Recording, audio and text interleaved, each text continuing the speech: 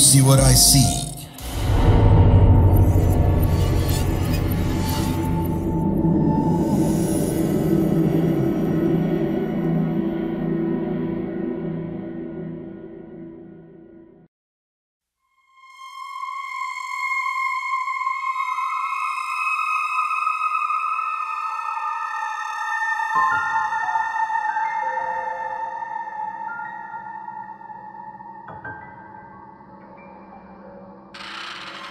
Hai pendengar Duisi Wataisi, aku Gia dari Malang. Ini cerita keduaku. Jadi cerita yang aku mau ceritakan sekarang ini sebenarnya bukan ceritaku, tapi cerita adikku. Aku punya adik cowok namanya Bobby. Adikku ini semacam, kalau dibilang indigo ya sebenarnya enggak juga, tapi cuma sering aja bersinggungan dengan hal-hal mistis atau sering melihat sosok-sosok seperti itu.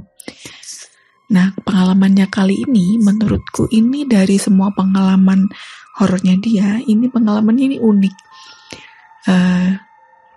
Jadi ini waktu dia kelas 1 SMA. Waktu itu aku udah kuliah. Waktu itu ceritanya setelah pulang sekolah nih sore, dia kan bawa motor. Waktu pulang tuh langsung tiba-tiba masuk ke kamarnya masih pakai seragam dan ambruk aja gitu, kayak capek banget kelihatan dari mukanya. Terus dia nggak ganti baju, nggak apa, cuma copot sepatu langsung ambruk di kasurnya dia. Terus waktu itu kan aku di kamar, aku lihat dia datang tuh. Terus aku samperin kan adikku, kenapa? Dari mana? Kok capek banget gitu. Terus dia tuh cuma menggos-menggos. Terus mukanya tuh rada-rada kayak pucet, capek banget gitu. Terus dalam kecapeannya itu dia akhirnya bangun. Terus ceritalah pengalamannya waktu itu. Jadi gini ceritanya. Sebelum hari ini atau kemarin sore, jadi dia itu sama teman-temannya nonton film Keramat. Pada tahu nggak ada judul film Keramat? Aku lupa itu tahun berapa, tapi itu film Indonesia, tapi cara pengambilan gambarnya itu masih kayak film dokumenter gitu loh. Jadi seru sih ceritanya, dan seremnya tuh dapet banget. Jadi settingannya kalau nggak salah itu di lereng Gunung Merapi, kalau nggak salah, atau di Jogja. Nah, film itu tuh kerasa banget seremnya karena pakai kamera dokumenter gitu. Dan di situ ada seperti adegan sosok yang menyerupai temennya. Nah, waktu nonton itu kemarin, kejadiannya waktu nonton tuh kan di rumahku. Teman-temannya adikku tuh nonton di teras. Waktu itu sudah sore, surup mau menjelang maghrib. Ada temennya adikku tuh nyeletuk gini, gimana ya rasanya mengalami kejadian yang sama kayak di film ini gitu. Ya namanya mungkin anak SMA ya, masih penasaran.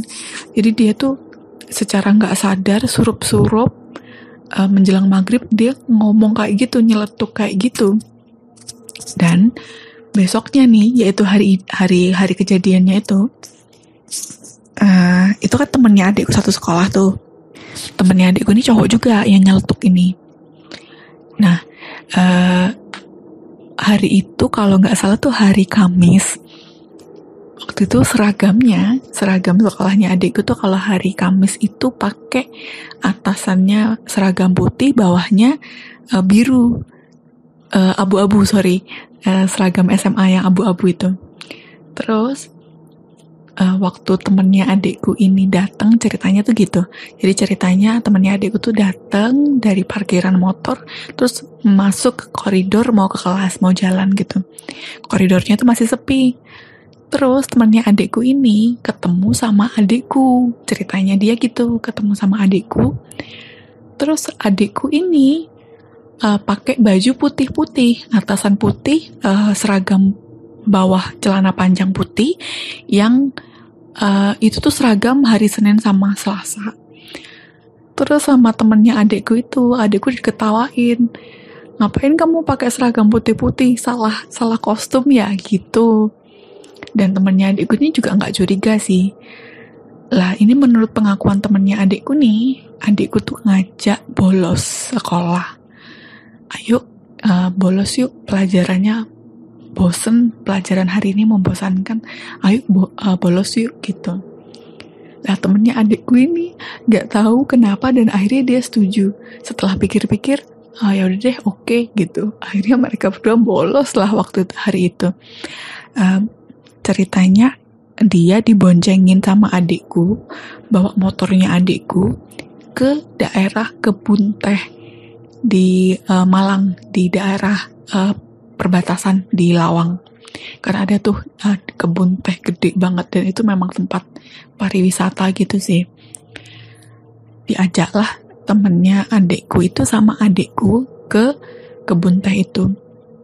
Nah selama perjalanan itu temennya adikku tuh cerita banyak banget hal yang janggal. Misalnya nih, adikku kan bawa motornya tuh kenceng banget, sampai katanya itu sampai 100 km per jam lebih. Dan itu jalanan itu lengang, sepi, dan kalaupun ada macet itu, kalau adikku lewat itu kemacetannya kayak buka sendiri gitu loh, kayak terbiak sendiri gitu. Jadi ngasih jalan buat adikku. Jadi kecepatannya tuh nggak pernah turun. Jadi terus di atas 100 km per jam gitu. Terus sampai di kebun teh, mereka foto-foto kan, yang adikku motoin temennya, yang temennya motoin adikku gitu. Udah foto-foto, capek, terus mereka cari makan. Ada tukang bakso tuh di situ, di samping kebun teh tuh. Nah tukang baksonya ini masih bakso gerobakan gitu kan. Nah mereka makan, adikku juga makan juga. Terus kata temennya adikku, di situ juga aneh juga. Adikku si Bobby ini itu makan bakso, itu kuahnya itu sampai warnanya merah karena sama adikku tuh ditambahin saus banyak banget. Jadi sampai kayak warnanya sampai kayak darah. Terus si temennya adikku nih bilang ke adikku, "Hey Bob, kamu makannya merah banget, kayak makan darah gitu." Sama temennya adikku diceletukin aja gitu.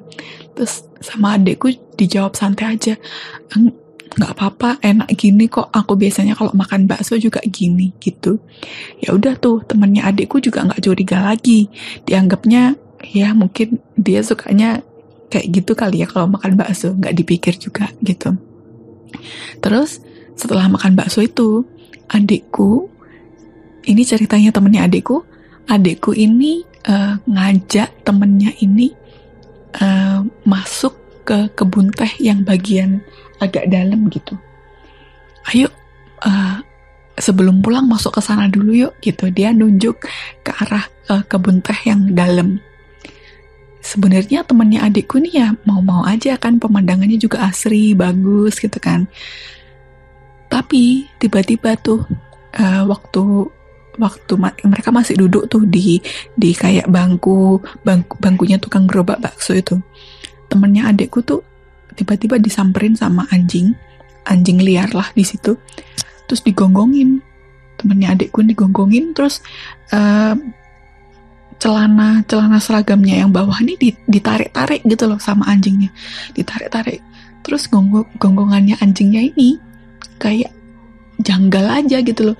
Kalau anjing biasanya gonggongnya tuh nggak gitu, kayak gimana ya, kayak nggak bisa niruin sih gonggongannya, tapi terasa aneh aja gitu loh di perasaan dia dan di hatinya dia. Terus setelah digonggongin anjing itu dan ditarik-tarik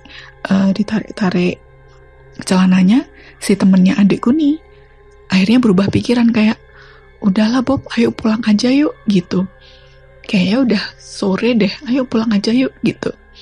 Padahal waktu itu masih katanya sih masih jam 4-an gitu lah.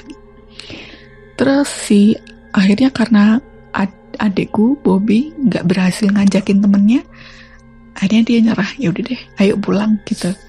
Akhirnya pulanglah mereka, dibonceng pakai motornya adikku. Nah waktu itu mereka tuh, temennya adikku tuh kan waktu SMA tuh punya geng gitu ya, geng cowok-cowok yang suka nongkrong ke base campnya mereka. Itu base campnya tuh di rumah salah satu temennya gitu lah, sepulang sekolah gitu. Jadi sepulang sekolah tuh mereka mesti nyempetin ngumpul ke base camp itu. Sebenarnya base camp itu tuh jarak dari rumahku ke tempat rumahnya temennya adikku yang jadiin base camp itu gak jauh. Terus waktu itu kan rumahnya yang jadiin base camp ini kan masuk gang gitu kan. Terus si temennya adikku yang diboncengin dari kebun teh nih, dia bilang gini ke adikku, Bob, ayo mampir ke base camp yuk. Ini pasti anak-anak sudah pada pulang sekolah nih, pasti udah pada kumpul di base camp, ayo mampir ke base camp gitu. Tapi adikku waktu itu nolak. Enggak deh, kamu tak turunin di depan gang aja ya, nanti kamu jalan sendiri, aku mau pulang gitu. Nah temennya adikku ini juga gak curiga lagi, cuma paling mungkin dia capek. Ya udah deh, nggak apa-apa, diturunin lah temennya adikku tuh di depan gang. Dia jalan kaki setelah say goodbye sama adikku kan, adikku pulang.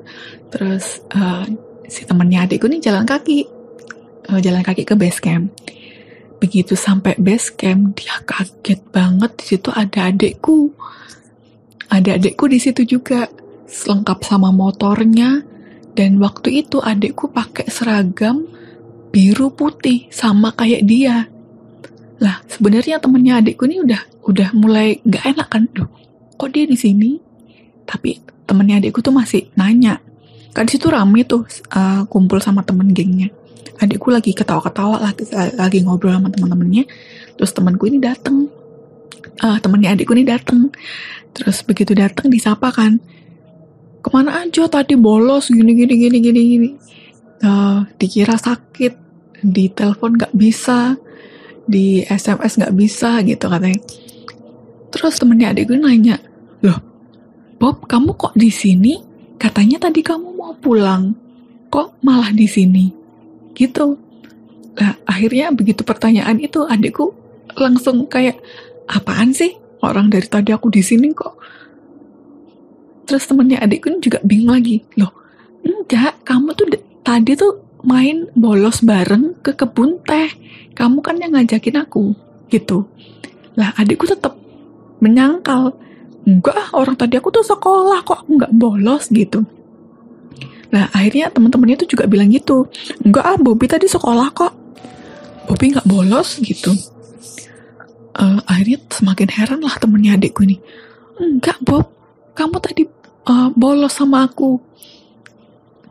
Tetap ngotot gitu loh dia. Terus akhirnya sama temen-temennya digini, udah sini duduk dulu, dikasih minum supaya dia lebih tenang. Begitu dia udah tenang, rasanya apa yang dia lakukan dari tadi pagi itu kayak nge-flashback aja semuanya, dan dia keinget semua keanehan-keanehan yang terjadi, dan dia langsung lemes. Temennya adikku tuh langsung lemes di teras. Dia inget kalau adikku tuh pakai seragamnya putih-putih dan itu tuh aneh. Kemudian terus yang waktu dia naik motor 100 km per jam dan semua motor mobil di jalanan tuh serasa membelah ngasih jalan. Terus waktu adikku makan bakso yang sampai kuahnya kayak darah, sampai yang dia digonggongin anjing, itu semuanya flashback ke pikiran dia.